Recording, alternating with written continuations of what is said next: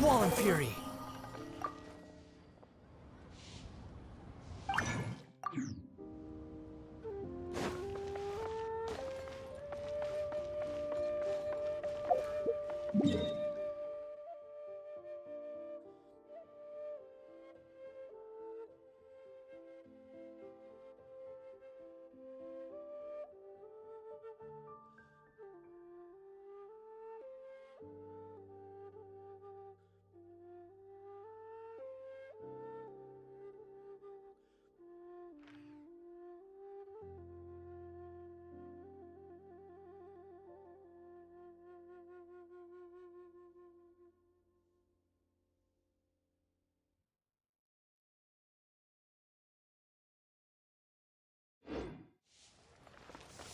Behold!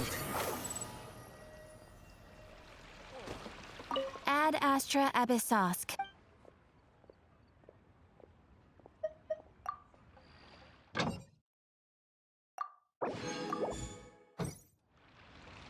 The wind rises.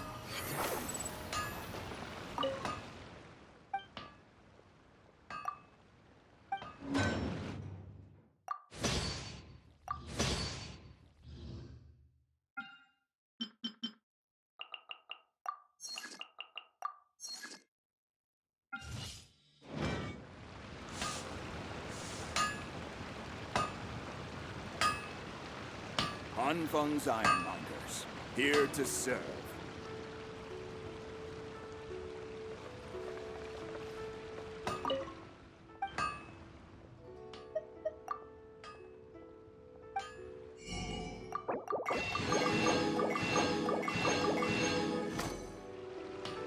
Behold!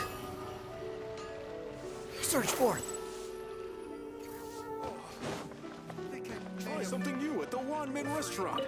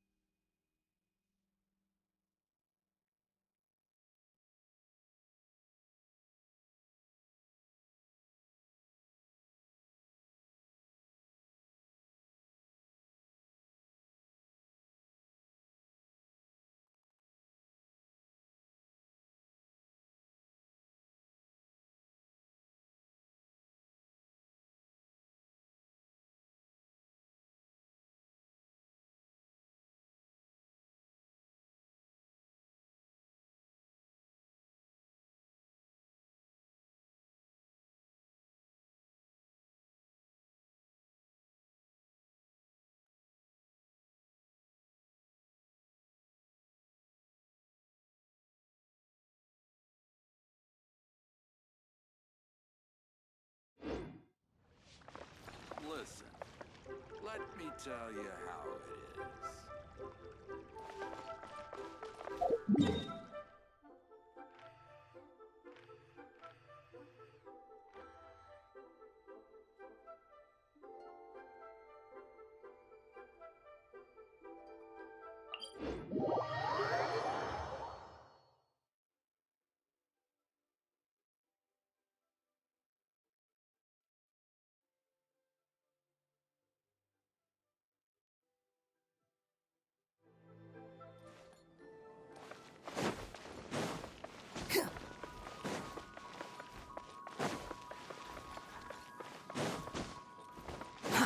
Too slow.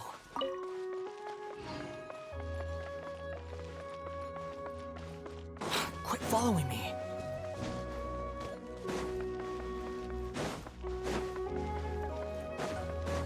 The wind rises.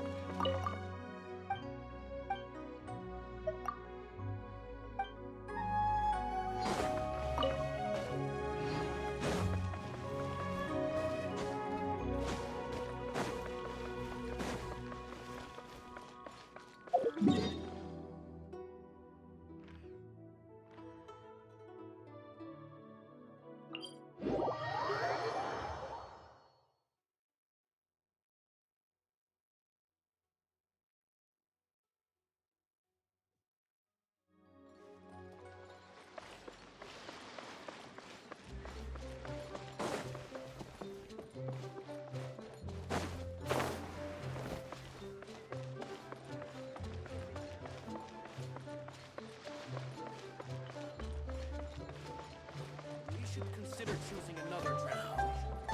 This is where the story. It sure would be nice if I could. Squall and Fury.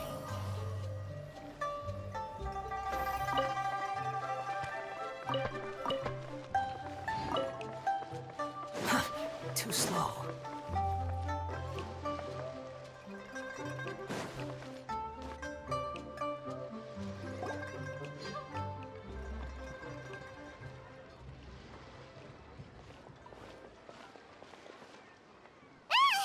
What are you doing here? The way you speak, one might have presumed you were displeased to be in one's presence.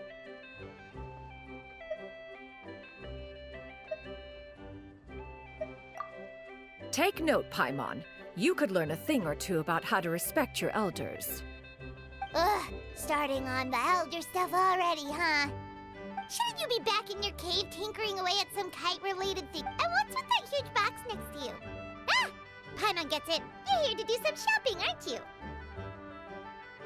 And what of it? The Qixing's decision to integrate Fontanian technology into said kite-flying competition is of no consequence to oneself. Did you expect one to willfully compete against the whimsical trends of worldly sentiment, or perhaps even fall to petty sulking over such? It's not that we think those things exactly. That's just what Mountain Shaper and Mooncarver told us. Or Tia something and Ho. Paimon can't be bothered to remember what their aliases were called.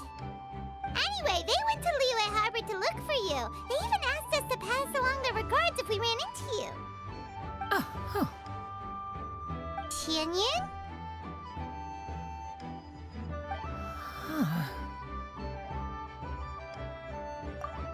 It appears time has quite flown since one's arrival in Liyue Harbor. How could one have forgotten about those two old fossils? One shall have to bring them back some divine herbs to atone for this slight. Nay, given that one has ventured all this way to Yilong Wharf, tea would be more advisable. A great thought has illuminated one's mind once again. One is reminded that certain purchases have yet to be made. Perhaps you two could wait here whilst one performs this task. It'll be but a moment. Huh? Wait, here? You really just gonna ditch us here to watch your stuff? Oh, that woman really just does whatever she wants.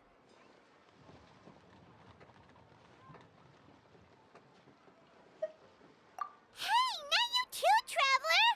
Oh, all this Paimon ditching is super not appreciated. Just come back soon, okay?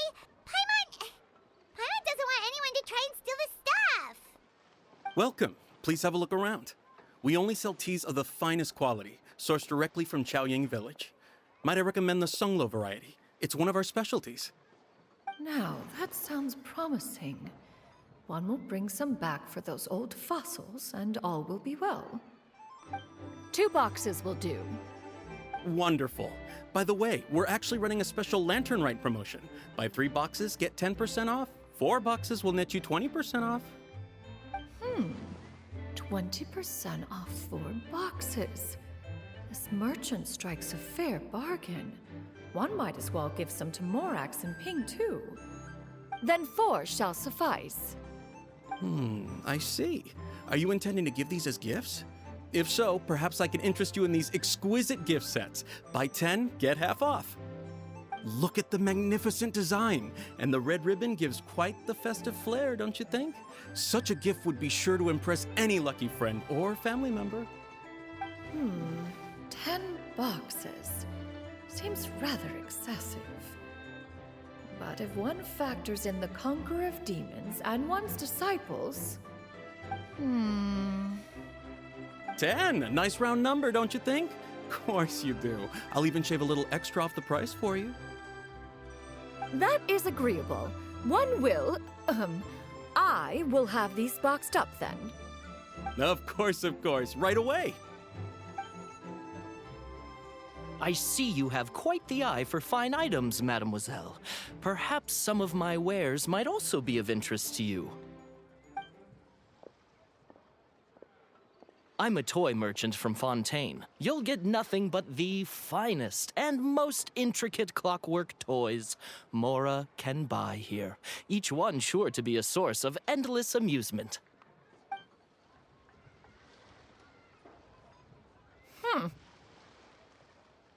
Perhaps you could enlighten me then. When should said amusement be derived? Well, that is, of course, best understood by playing with them yourself. If you could wait just a moment, I can bring one out and give you a demonstration.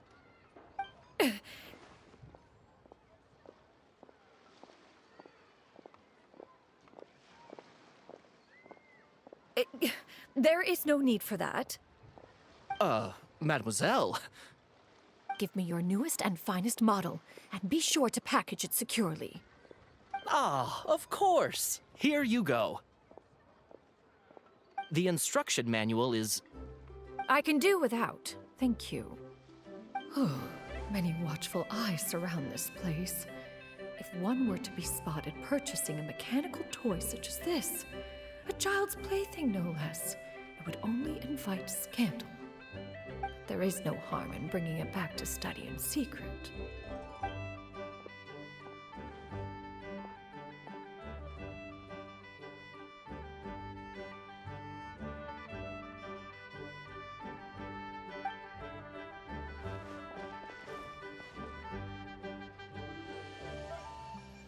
Oh, Shenyan, did your shopping go smoothly? Naturally.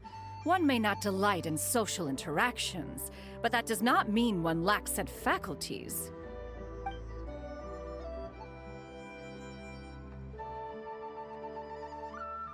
And you two? Are you not here to purchase things? We just haven't had time yet.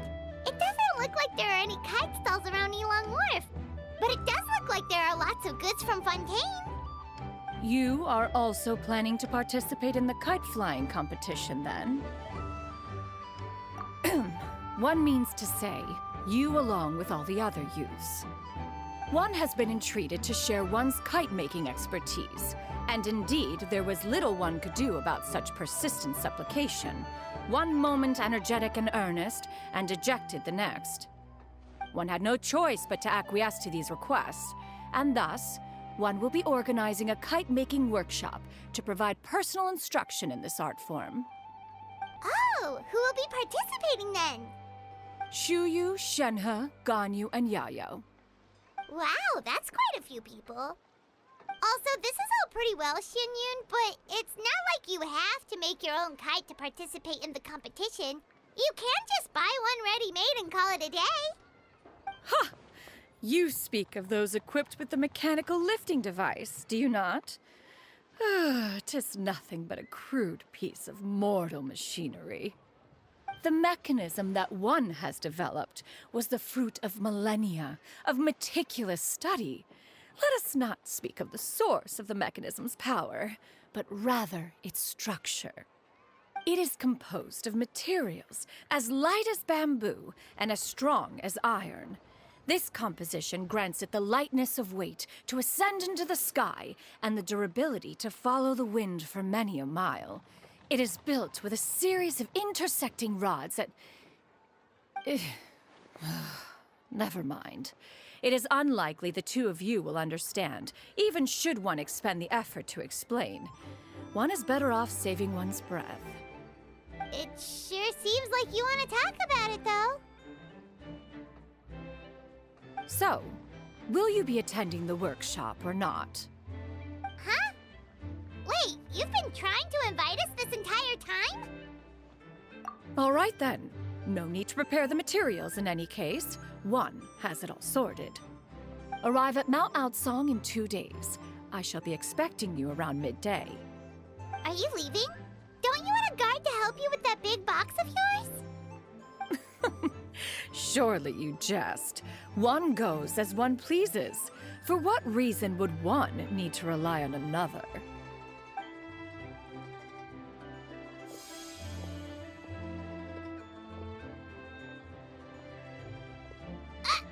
It can float?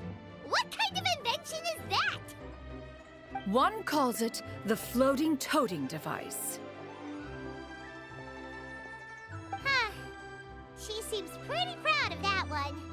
Look at her walk down the street. She seems so confident, but everyone around her is looking at her all funny.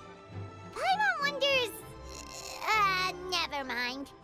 But anyway, that box of hers seems to be full of those mechanical lifty thingamabobs. Not that Paimon was peeking or anything. She just, got a bit unsteady for a second and accidentally brushed the embroidery on top. And wouldn't you know it, all the stuff inside almost came bursting out. Paimon even went out of her way to keep it all together. All Paimon say is that Shenyun sure does try hard to save face. What did she call it again? A crude piece of mortal machinery? Paimon bets she just can't wait to take it apart and see how it's made. Totally. We should probably act like we didn't see anything, though. You know, in consideration of her feelings and all. After all, that is the propriety with which one should comport oneself. When it comes to an elder, right?